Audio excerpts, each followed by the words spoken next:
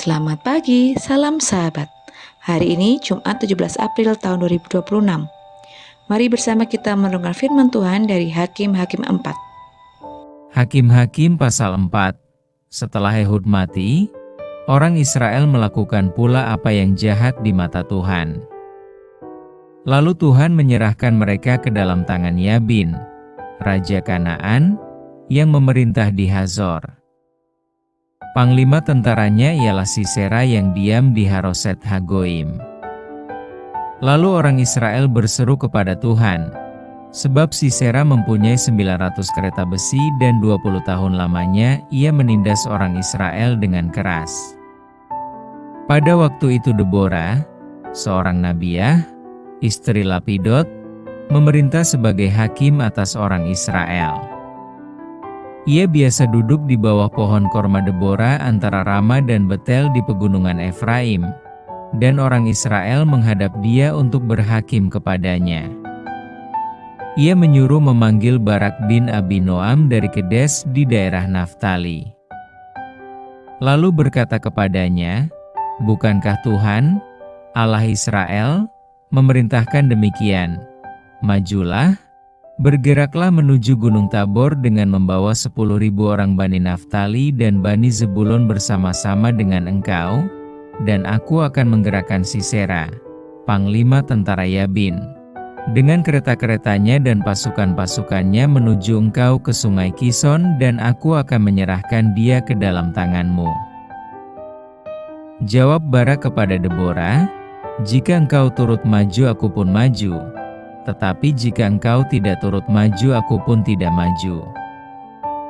Kata Deborah, "Baik, aku turut. Hanya, engkau tidak akan mendapat kehormatan dalam perjalanan yang engkau lakukan ini, sebab Tuhan akan menyerahkan Sisera ke dalam tangan seorang perempuan." Lalu Deborah bangun berdiri dan pergi bersama-sama dengan Barak ke Kedes. Barak mengerahkan suku Zebulon dan suku Naftali ke Kedes, maka 10.000 orang maju mengikuti dia. Juga Deborah maju bersama-sama dengan dia. Adapun Heber, orang Keni itu, telah memisahkan diri dari suku Keni, dari anak-anak Hobab ipar Musa, dan telah berpindah-pindah memasang kemahnya sampai ke pohon Tarbantin di Zaanaim yang dekat Kedes. Setelah dikabarkan kepada Sisera bahwa Barak bin Abinoam telah maju ke Gunung Tabor, dikerahkannyalah segala keretanya, 900 kereta besi, dan seluruh rakyat yang bersama-sama dengan dia, dari Haroset Hagoim ke sungai Kison. Lalu berkatalah Deborah kepada Barak, "Bersiaplah, sebab inilah harinya Tuhan menyerahkan Sisera ke dalam tanganmu. Bukankah Tuhan telah maju di depan engkau?" Lalu turunlah Barak dari Gunung Tabor dan 10.000 orang mengikuti dia. Dan Tuhan mengacaukan Sisera serta segala keretanya dan seluruh tentaranya oleh mata pedang di depan Barak, sehingga Sisera turun dari keretanya dan melarikan diri dengan berjalan kaki. Lalu Barak mengejar kereta-kereta dan tentara itu sampai ke Haroset Hagoim. Dan seluruh tentara Sisera tewas oleh mata pedang, tidak ada seorang pun yang tinggal hidup. Tetapi Sisera dengan berjalan kaki melarikan diri ke kemah Yael, istri Heber, orang Keni itu, sebab ada perhubungan baik antara Yabin, raja Hazor, dengan keluarga Heber, orang Keni itu. Yael itu pun keluar mendapatkan Sisera, dan berkata kepadanya, "Singgahlah, tuanku, silakan masuk. Jangan takut." Lalu singgahlah ia ke dalam kemah perempuan itu, dan perempuan itu menutupi dia dengan selimut. Kemudian berkatalah ia kepada perempuan itu, "Berilah kiranya aku minum air sedikit, aku haus." Lalu perempuan itu membuka kirbat susu, diberinyalah dia minum dan diselimutinya pula.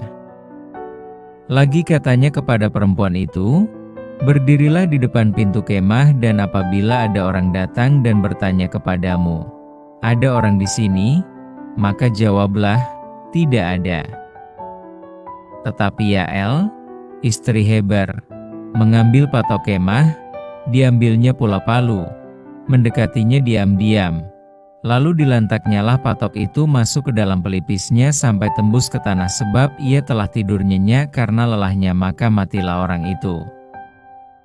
Pada waktu itu muncullah Barak yang mengejar Sisera.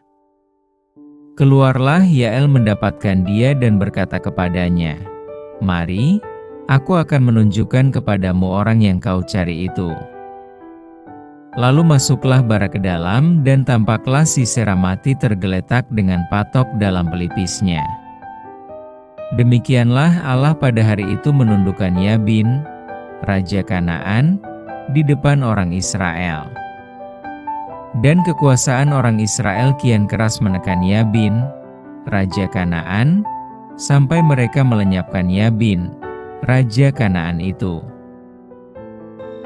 Plot twist Tuhan dalam kehidupan. Sebagai teknik naratif dalam sebuah cerita, plot twist adalah perubahan alur yang tidak terduga dan mengejutkan bagi pembaca atau penonton. Biasanya, plot twist membalikkan ekspektasi awal dan memberikan perspektif baru atas keseluruhan cerita. Ada plot twist menarik dalam kisah Alkitab kali ini. Bila kita membaca Hakim-Hakim 4, biasanya perhatian kita tertuju kepada dua tokoh utama, yaitu Deborah dan Barak. Sebagai pembaca, tentu kita menduga dua tokoh ini berperan dalam puncak cerita. Dikisahkan bagaimana orang Israel kembali berbuat dosa sepeninggal Hakim Ehud. Maka Tuhan memberikan mereka dijajah oleh Yabin, raja Kanaan. Sisera, panglima perangnya, menindas mereka dengan kejam selama 20 tahun. Keadaan itu membuat mereka kembali berseru kepada Tuhan di ayat yang pertama sampai ketiga. Lalu Tuhan berfirman kepada Deborah agar ia maju berperang bersama Barak. Tuhan pun sudah memberikan jaminan bahwa mereka akan mendapat kemenangan di ayat 4-7. Barak sebagai panglima perang sempat dilanda kebimbangan, sehingga ia mengatakan bahwa ia akan maju jika Deborah ikut maju. Di ayat yang ke-8, Deborah mengatakan bahwa Barak tidak akan mendapat kehormatan dalam keputusannya itu. Seorang perempuan dipakai Tuhan untuk mengalahkan Sisera. Di ayat yang ke-9. Dari perkataan itu wajar apabila pembaca menduga Deborah lah yang mendapat kehormatan. Namun ternyata Yael, istri Heber, orang Keni yang dimaksudkan oleh Tuhan. Bila kita membaca ayat 17, jelas bahwa keluarga Heber berada di pihak Yabin. Secara logis tidak mungkin keluarga Heber mencelakai Sisera. Nyatanya, tangan Yaelah yang membunuh panglima itu. Di ayat 18-21. Begitulah plot twist Tuhan untuk menggenapi rencananya. Ada banyak pergumulan yang tidak bisa kita duga bagaimana akhirnya. Namun, yang bisa kita pastikan, Tuhan akan selalu menyertai dan memberikan kekuatan kepada orang-orang yang berserah kepadanya. Percayalah, plot twist Tuhan dalam kehidupan adalah untuk memberikan masa depan yang penuh harapan kepada orang-orang yang percaya kepadanya. Mari bersama kita berdoa. Selamat pagi ya Tuhan, kami datang ke hadirat-Mu saat ini.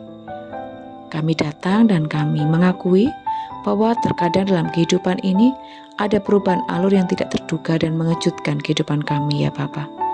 Kami saat ini mengimani dan percaya bahwa Engkau akan selalu ada dalam kehidupan kami.